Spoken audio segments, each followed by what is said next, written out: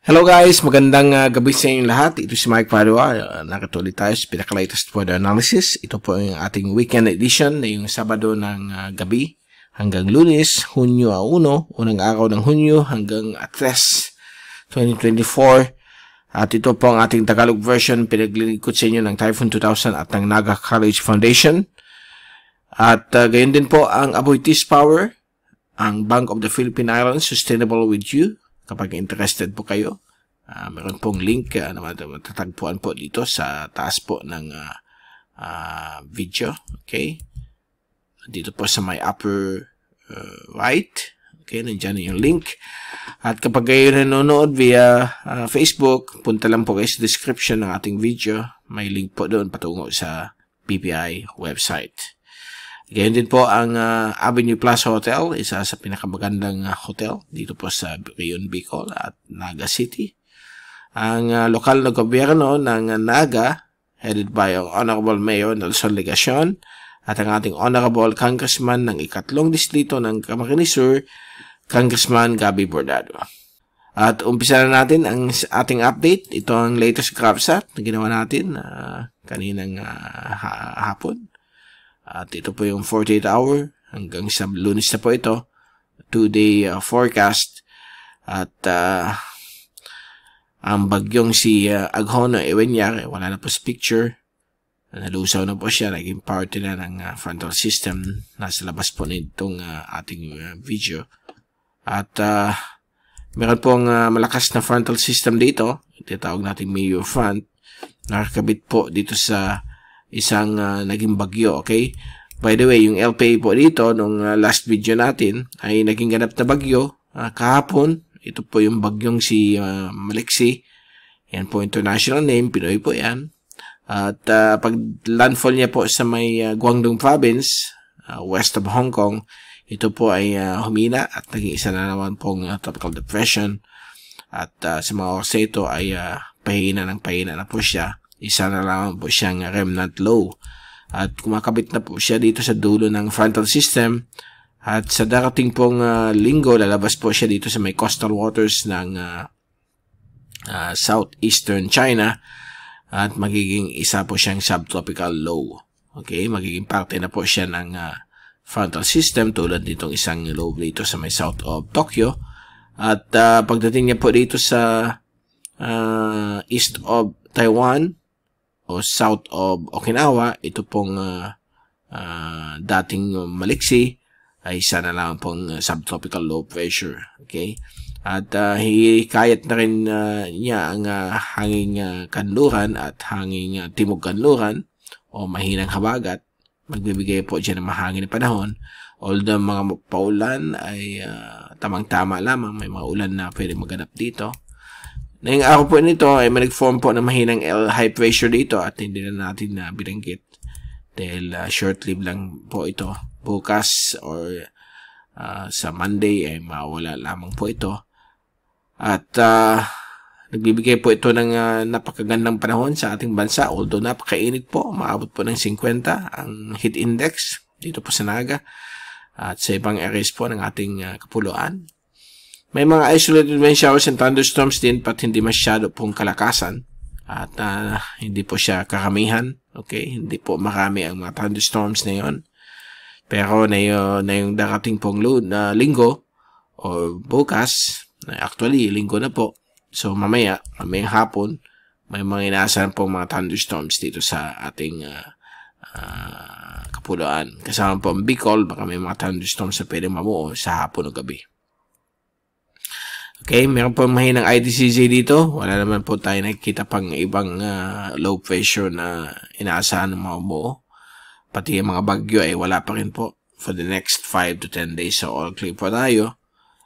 Okay, and then, kung titingnan natin yung fast animation, yung track muna. Ito pa lang yung track ni Maliksi. So, nag-form po siya noong the other day, May 31, at nag-landfall po dito sa may west of Hong Kong, sa may western Guangdong. At humina po siya, naging isang tropical depression.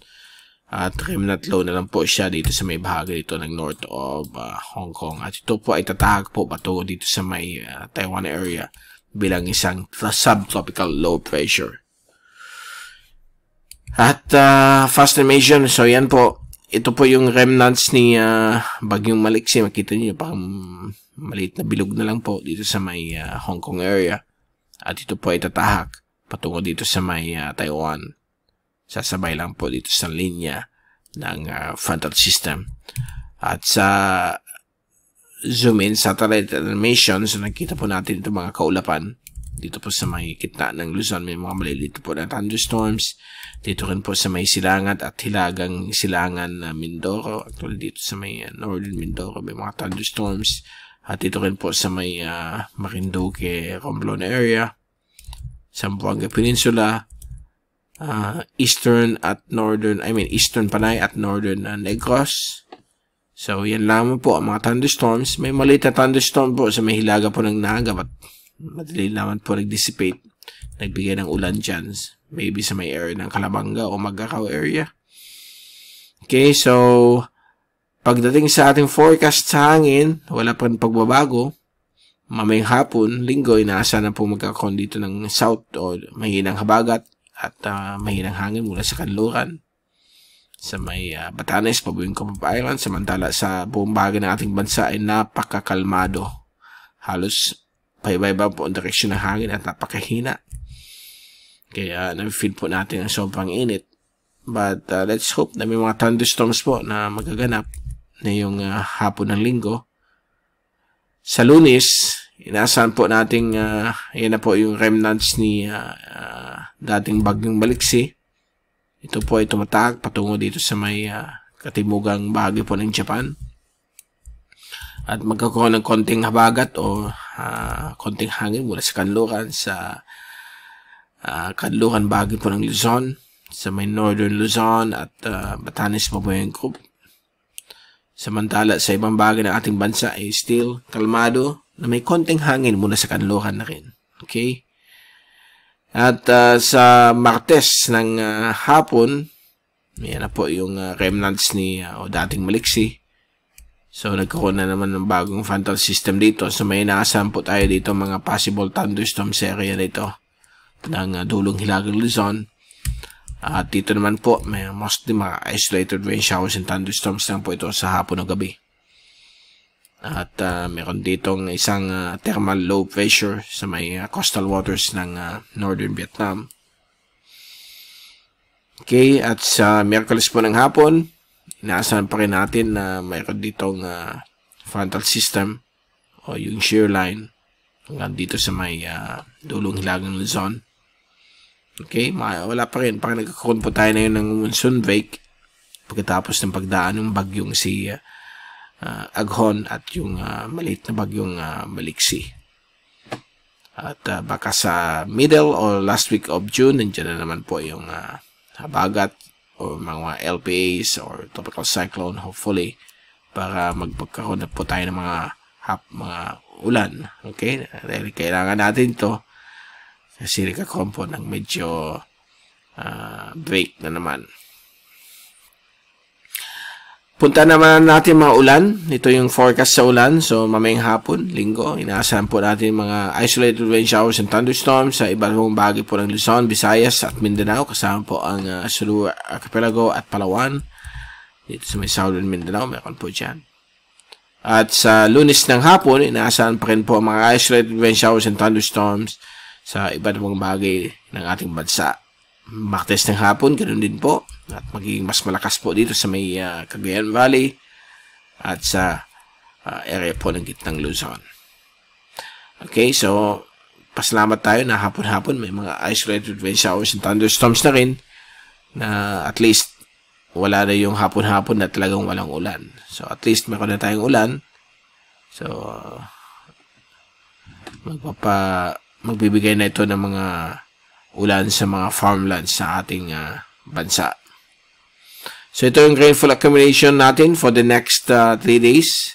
At mostly mga thunderstorms ay nandito po sa may dulong hilagang Luzon, ibang portions po ng northern Luzon, dito rin po sa Mimaropa, Visayas at Mindanao. Bicol, meron din po mga isolated ones, kulay light blue yan, may mga ulan din po yan. Yung mga pula lang po yan po, yung mga grabing ulan. Okay. At pagdating sa alon, napakatahimik po, wala tayong problema hanggang sa darating pong Martes. So, kita ninyo yan na katamtaman at napakatahimik ang alon. Dito po sa may East Philippine Sea ay mula 0.7 hanggang 1.3 ang mga alon at napakaganda po yan para maglayag sa karagatan at mag-fishing o mangisda. Lalong-lalo na po dito sa may inland waters ng ating bansa, sa may Sulu Archipelago, Sibuyan Sea, Visayan Sea, ay mukhang 0.2 hanggang 0.4 o half a meter lamang ang alon. West Philippine Sea, kasamang Kalayaan Island Group, ay mukhang less than 1 meter ang laki ng alon. So, perfect po sa pagdating ng pag-sea travel at